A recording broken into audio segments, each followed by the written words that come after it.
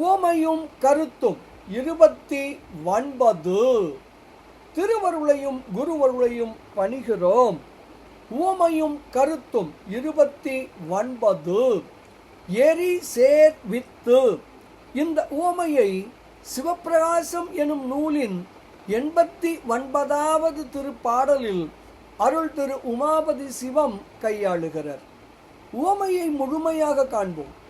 எல்லையில் பிறவி நல்கும் இரு வினை எரிசேர் வித்தின் ஒல்லையின் அகலும். உவமை என்ன சொல்லுகிறது? வித்து என்பது விதை. விதை முளைக்கும். ஆனால் விதையை நெருப்பிலிட்டால் அதன் பிறகு அந்த விதை முளைக்க இயலாது. இதுவே உவமை. சரி, இந்த உவமை விளக்கும் கருத்துதான் என்ன?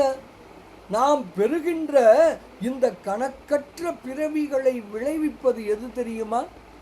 நமது வினைகள் தாம் பிறவியை விளைவிக்கின்றன. நல்வினை தீவினை எனும் இரு வினைகள் தாம் பிறவியை முளைக்கச் செய்யும் விதை.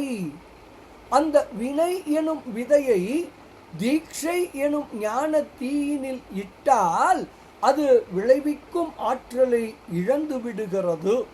எனவே பிறவிகளை விரைவில் அது நீக்கிவிடுகிறது.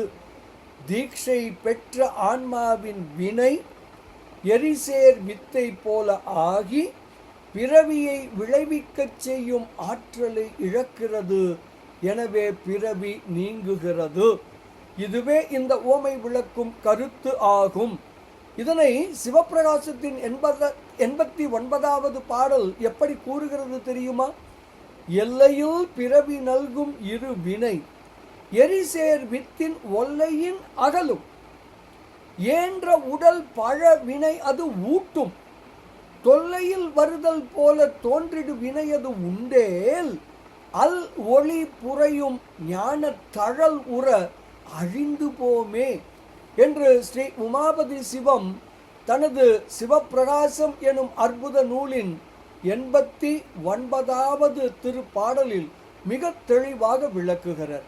தீட்சை பெறுவோம், மலம் நீங்குவோம், சிவானந்தம் நுகர்வோம், திருவருளையும் குருவருளையும் பணிவோமாக. சிவாய நம.